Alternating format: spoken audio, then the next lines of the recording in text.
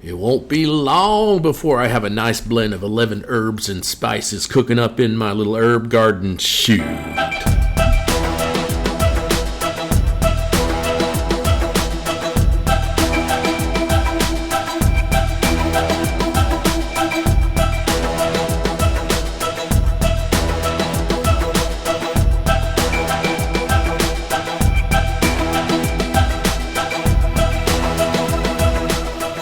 I do a lot of driving these days. Believe me, I never thought that I would be doing this. I mean, living in Bangkok, driving a car is, well, not ideal. Although the revved up construction and introduction of new SkyTrain and subway lines are really revving up, roadways hopefully will ease up for the big mango. But although that's going on, the city is still not there yet. Getting stuck in Bangkok during the earthquake was a wake-up call for me. I mean, it was one single event that happened during the noontime hours, and it clogged up traffic for hundreds of roads throughout the city. It took me 6 hours, a little bit more than that, if I can recall. It's a really nightmarish thing for me to think about, but it took somewhere around 6 hours to go 6 kilometers. I could have walked that. If I learned anything from this, it is that it is impossible to evacuate Bangkok without potentially losing millions of lives should anything more serious were to happen.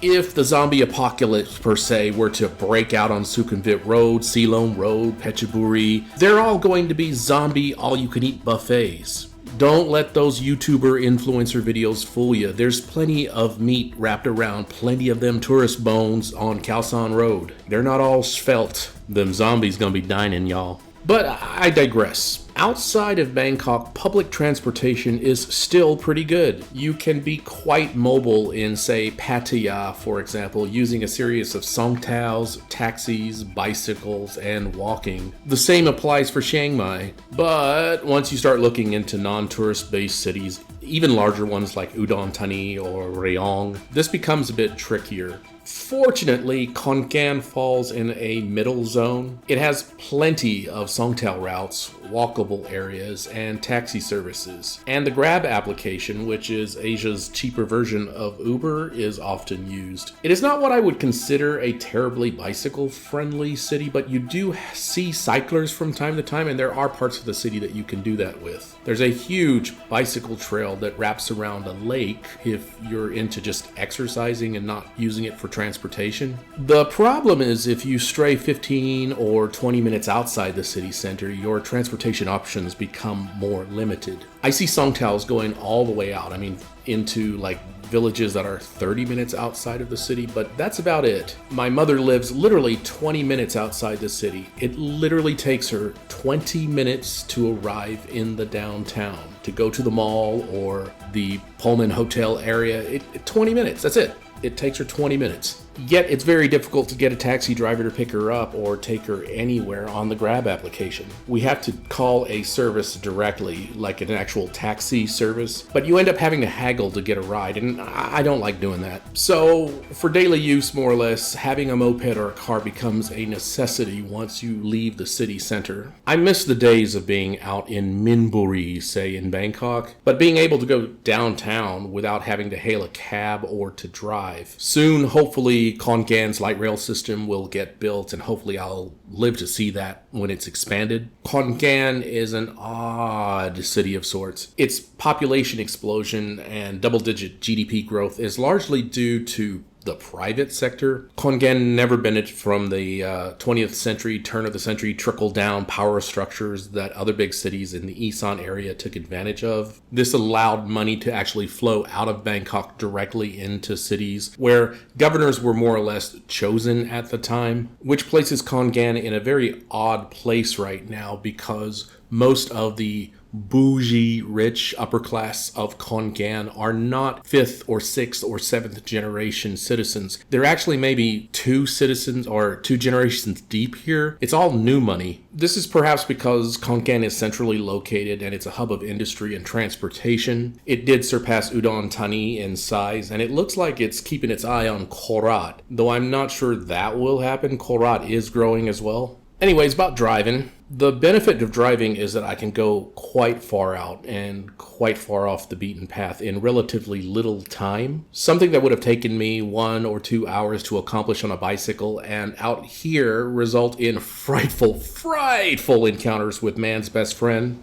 You in danger, girl. That is, snarling dogs. It's the least of two options. I would much rather just drive a car 15 or 20 minutes. So I take advantage of this. On certain days, I drive, say, 20, 30 minutes in some random direction on a small country road and stop off in local restaurants or cafes that seem interesting or that look like they could use a customer.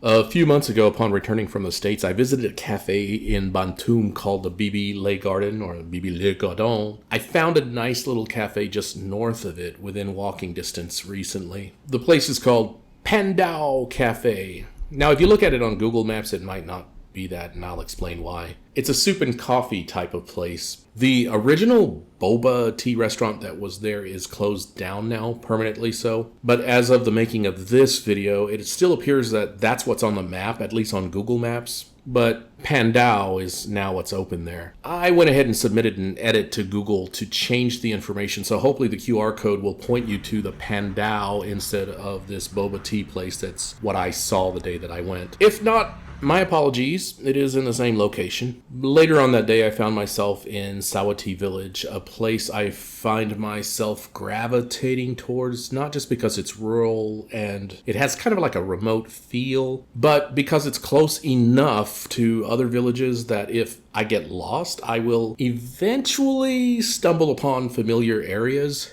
I'm really looking forward to navigating the northwestern parts of Khon Kaen and exploring that. Heck, if you drive enough to the northwest, then you'll end up in some of those YouTube-friendly, influencer-friendly, highly visited lakes, trails, and scenic lookouts. I'll be visiting those sites soon, but this is not today. Today, I just randomly pulled over to a place called Bam Bam Coffee. It's just a small coffee stand on a very rural street beside a restaurant that's basically just a concrete slab under corrugated aluminum roofing with 2 employees there that both looked as if they had been napping when I showed up. I ordered tam thai, or som tam, Thai papaya salad in the Bangkok Thai style. This area of Thailand is the Isarn region of Thailand. The Isarn region was once part of the Kingdom of Laos, but annexed by Thailand. The culture, the food, the traditions, they're still strongly influenced by Lao blood. And it is because of this that, at least that's what I'm blaming it on, that the Bangkok-style Thai papaya salad, the tam thai that I ordered, arrived at my table mostly with Lao ingredients, to include fermented fish paste and herbs that don't get added in the Bangkok style. It was also lacking the roasted peanuts and dried shrimp. The Bangkok style is more of a sweet and a sour type of som tam. None of that was in this. Ergo, I basically received tam lao instead of a tam thai dish. Don't get me wrong now, it was good. I can eat Lao style som tam, but the difference is like ordering baked chicken wings with a light dusting of paprika only to be brought Louisiana hellfire sauce dipped wings with ghost peppers in the mix. Yeah, it's next level.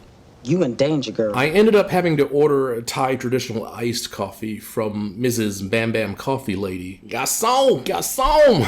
Put this fire out in my mouth before I have to switch up my religions now. I love being in this country. I love being able to stumble upon places like this and just have a great meal on a nice, relaxing day. If you enjoyed this video, my liege, I beseech you, please like, comment, and subscribe. Once again, I love you, I appreciate you, and I wish you all the best in the world. Bye-bye.